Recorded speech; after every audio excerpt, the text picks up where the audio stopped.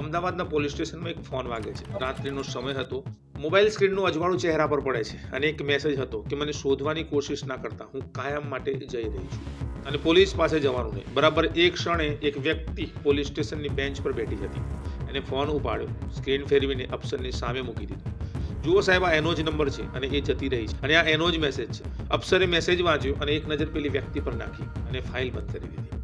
કોઈને ખબર નહોતી કે જે છોકરીના નામે આ મેસેજ આવ્યો હતો એ ઘડીએ એ બોલી શકે એમ નહોતી. એ છોકરી સાંભળી શકે એમ પણ નહોતી, કારણ કે એ પહેલેથી જ હંમેશ માટે જતી રહી હતી. એક વર્ષ સુધી કોઈએ આ ફોનને ફરી હાથ પણ ના લગાડ્યો. પછી એક દિવસ એક નાનકડી ટેકનિકલ વિગતે બધું જ બદલી નાખ્યું. એક ફોન કોલના ટાવરના લોકેશને અને અચાનક સવાલ બદલાઈ ગયો. હવે સવાલ એ નહોતો કે ધારા ક્યાં છે. સવાલ એ હતો કે આ મેસેજ ખરેખર મોકલ્યો કોને.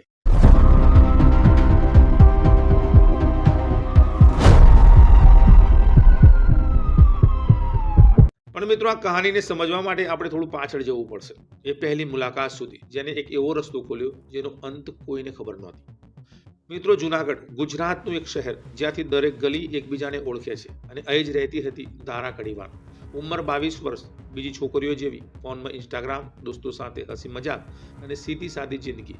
અને કદાચ એને અંદાજ પણ નહોતો કે એની પોતાની ટાઈમલાઈન સ્ક્રોલ કરતા કરતા એક એવા માણસ સુધી પહોંચી જવાની છે જેને આખી દુનિયા બદલી નાખશે. સાંજે એ મોટાભાગે દોસ્તો સાથે બજારમાં નીકળતી, ચાની કિટલી પર હસી મજાક અને મોબાઈલ સ્ક્રીન પર વીતતો સમય જેમ દરેક સામાન્ય છોકરી કરતી હોય છે. મને ખબર હતી કે આ સ્ક્રીન એક દિવસ એની છેલ્લી નિશાની બની જશે અને એ માણસનું નામ હતું સૂરજ સોલંકી. પણ લોકો એને બીજા એક નામથી ઓળખતા હતા, સૂરજ બુવાજી. વિડીયોમાં એ સાંકળોથી પોતાની જાતને મારતો, દેવીની ભક્તિમાં પૂજા કરતો, ધ્રુજતો અને ઝૂમતો અને કેમેરા સામે હલતો.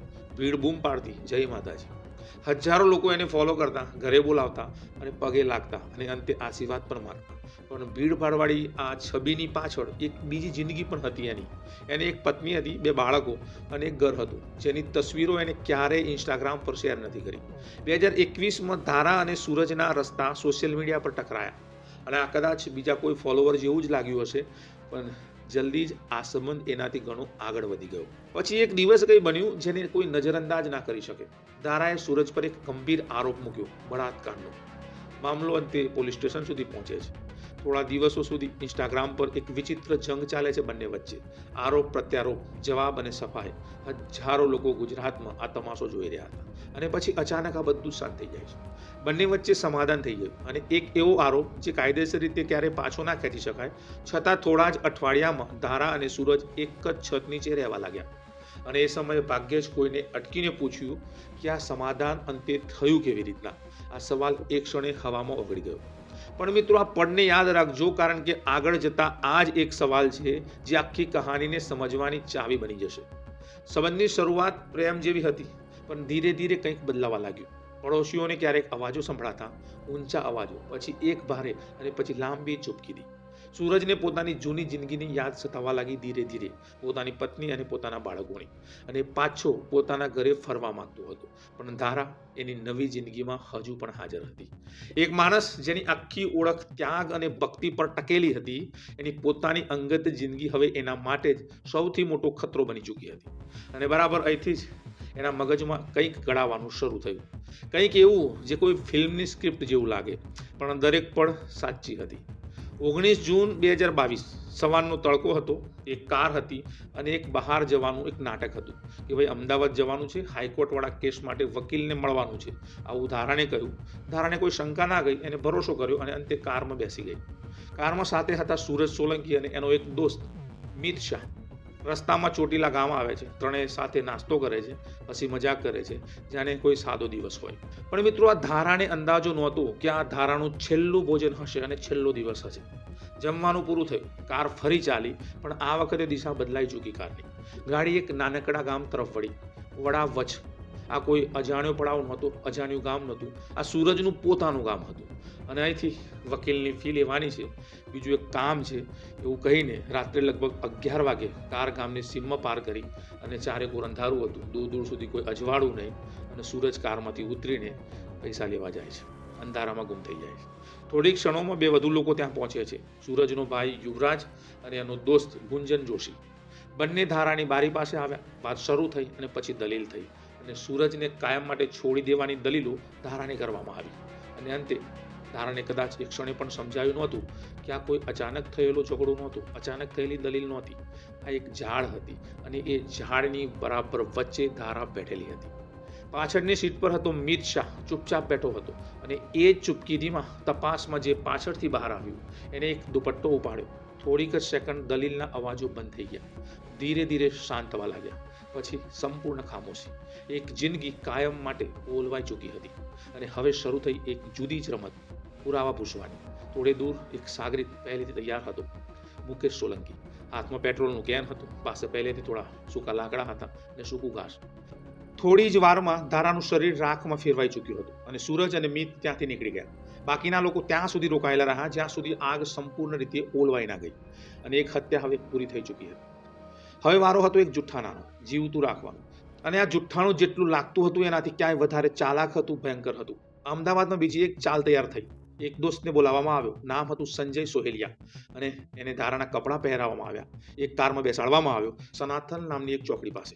હેતુ સીધો હતો, જો ત્યાં કોઈ કેમેરો હોય તો એ 3 લોકોને બતાવ્યો જાણે ધારા હજુ એ જીવે છે અને હજુ એમની સાથે છે. એ મરી ચૂકેલી છોકરીને સ્ક્રીન પર ફરી જીવતી કરી દેવામાં આવી. વિચારો, આમાં કેટલા હાથ સામેલ હતા, કેટલા લોકોએ કેટલી સફાઈથી પોતપોતાની ભૂમિકા ભજવી. એક હત્યાને છુપાવવા માટે એક આખું નેટવર્ક ઊભું કરવામાં આવ્યું.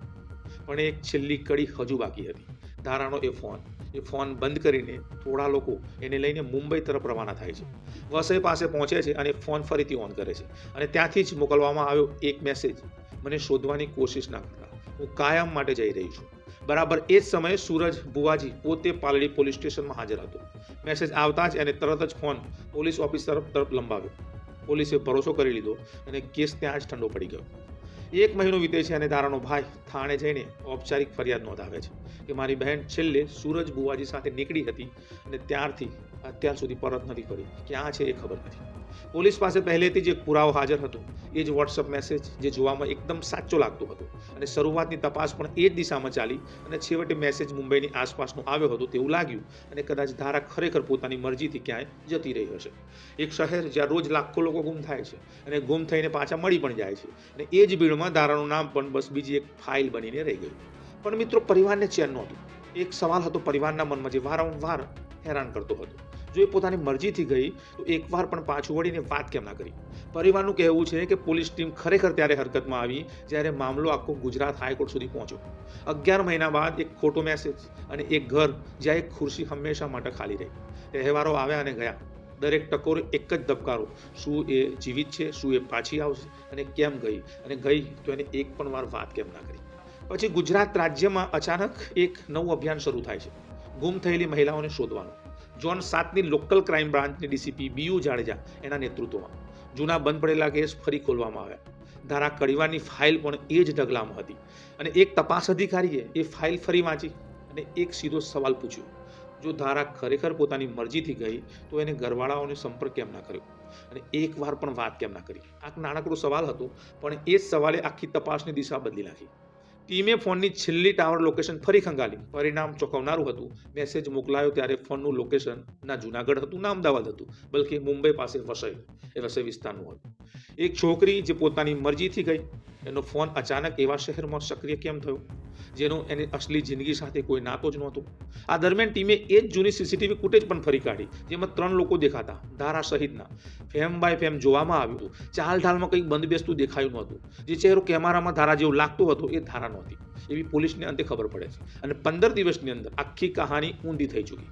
ધારા જીવતી નહોતી અને હવે પોલીસ પાસે આખરે પુરાવો હતો. 27 મે 2023 વહેલી સવારે ઝોન 7ની ટીમ એક પછી એક ઘરે દરોડા પાડે છે. દરવાજા ખખડાવવામાં આવ્યા ઘરોના. પડોશીઓ બારીઓમાંથી ડોકિયા કરીને ઝાંકે છે.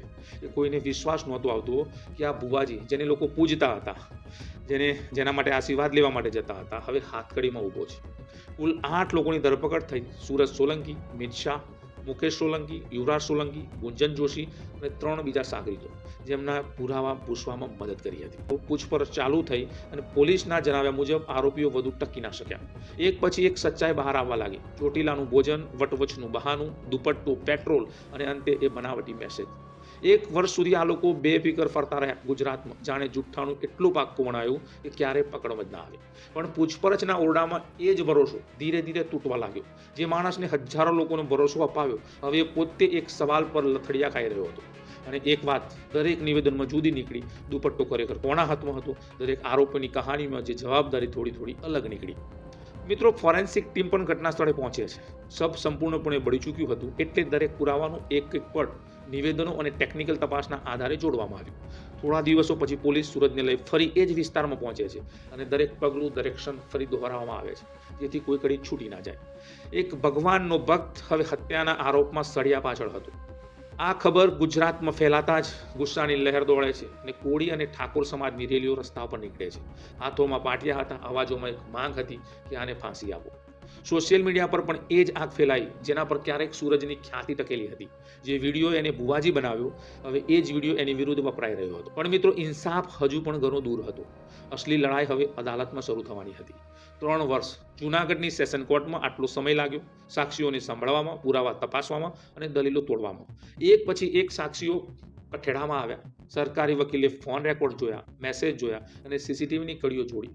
એક જૂઠ બીજા જૂઠને ઉઘાડતું ગયું અને મહિનાઓ વર્ષોમાં બદલાતા ગયા. ધારાનો પરિવાર દરેક સુનાવણીમાં હાજર રહેતો, રાહ જોતો અને ક્યારેક આશા સાથે ક્યારેક ડર પણ હતો. અને એક સવાલ અદાલતના કોરિડોરમાં વારંવાર ગુંજતો રહ્યો કે એ રાત્રે દુપટ્ટો ખરેખર કોના હાથમાં હતો? મહિનાઓ સુધી આ સવાલનો કોઈ સ્પષ્ટ જવાબ ના મળ્યો. અને બીજો એક સવાલ કોર્ટરૂમની બહાર તરતો રહ્યો. જો મોતનું કારણ ગળું દબાવવાનું હતું, તો એની આખરી વૈજ્ઞાનિક પુષ્ટિ કઈ હતી? એ રિપોર્ટ જનતા સુધી ક્યારેય ના પહોંચ્યો. પણ મિત્રો, કેટલાક સવાલ અદાલતની અંદર પૂછાય છે અને કેટલાક સવાલ અદાલતની બહાર રહી જાય છે. 15 જુલાઈ 2026, 3 વર્ષની ખામોશી પછી જૂનાગઢ સેશન કોર્ટે વિડીયો કોન્ફરન્સ મારફતે પોતાનો ચુકાદો સંભળાવ્યો. 5 આરોપી સુરજ સોલંકી, મિત શાહ, ગુંજન જોશી અને યુવરાજ સોલંકી અને મુકેશ સોલંકી દોષિત ઠર્યા. સજા આજીવન કારાવાસ અને દરેક માટે 50,000 રૂપિયાનો દંડ. બાકીના 3 આરોપીઓને પુરાવાની ખામીને કારણે નિર્દોષ છોડી મુકાયા. અંતે મિત્રો, 3 વર્ષની રાહ એક ચુકાદામાં ફેરવાઈ ચૂકી હતી. પણ દરેક ચુકાદો દરેક સવાલનો જવાબ નથી હોતો. આજે પણ કેટલાક સવાલ વણ ઉકલ્યા છે. એ રાત્રે દુપટ્ટો કોના હાથમાં હતો? આના પર જુદા જુદા નિવેદનો છે, જુદા જુદા જવાબ આપે છે. અને જે 3 નિર્દોષને છોડવામાં આવ્યા, એમની અસલી ભૂમિકા શું હતી એ ક્યારેય પૂરેપૂરું બહાર નથી આવ્યું. અને એ પહેલો આરોપ જેના પર ક્યારેય સમાધાન થઈ ગયું હતું, એ ઇન્સ્ટાગ્રામની લડાઈ પછી શું એ સમાધાન ખરેખર વ્યાજબી હતું? આ સવાલ આખા મામલા પર આજે પણ એક પડછાયો બનીને મંડરાય છે. ધારાનું પોસ્ટમોર્ટમ, એના મોતની ખાતરી, વૈજ્ઞાનિક પુષ્ટિ, એ રિપોર્ટ આજ દિન સુધી જનતાની સામે નથી આવ્યા. શું આ મામલો અહીં જ પૂરો થાય છે કે પછી કોઈ ઉપરની અદાલતમાં અપીલ થશે કે નહીં, આજ દિન સુધી સ્પષ્ટ થયું નથી. જૂનાગઢમાં આજે પણ એક ઘર છે, ત્યાં એક ઓરડો છે જેનું બારણું હજુ એક રીતે ખુલે છે જેમ ક્યારેક ખુલતું હતું. એક ફોન નંબર છે જે હવે ક્યારેય નથી વાગતો. એક ખુરશી છે જે ખાલી રહે છે. અને મિત્રો, ક્યારેક પવનથી જો બારણું હલે છે તો એક ક્ષણ માટે ઘરમાં કોઈ વિચારે છે કદાચ એ પાછી આવી ગયા. પછી સન્નાટો ફેરવાઈ જાય છે. ધારા કડીવાનું શરીર રાખ થઈ ગયું, પણ એની કહાની રાખ ના થઈ. કાશ એ રાત્રે એ અમદાવાદ ના ગઈ હોત. કાશ કોઈએ એ પહેલો સવાલ એ જ દિવસે પૂછી લીધો હોત. એ ગંભીર આરોપ આટલી સહેલાઈથી ઉકલી કેવી રીતે ગયો? કારણ કે ક્યારેક સૌથી મોટો જવાબ સૌથી જૂના સવાલમાં છુપાયેલો હોય છે. બસ એને સમયસર પૂછનારું કોઈ જોઈએ. તો મિત્રો, આ હતી ગુજરાતની ધારા કડીવારની એક રોચક કહાની, જેને સૂરજ બુવાજી નામના વ્યક્તિએ પહેલા તો જાસો આપ્યો અને અંતે એને હંમેશા માટે સુવડાવી દીધી. તો મિત્રો, વિડીયો સારો લાગ્યો હોય તો લાઈક કરજો, શેર કરજો અને હા, ચેનલ પર નવા છો તો જરૂરથી ચેનલને સબસ્ક્રાઇબ કરજો. મળીએ મિત્રો આગળના વિડીયોમાં કોઈ એક નવા ખુલાસા સાથે. ત્યાં સુધી તમે સેફ રહો, સલામત રહો. જય હિન્દ, જય ભારત, જય ગરવી ગુજરાત.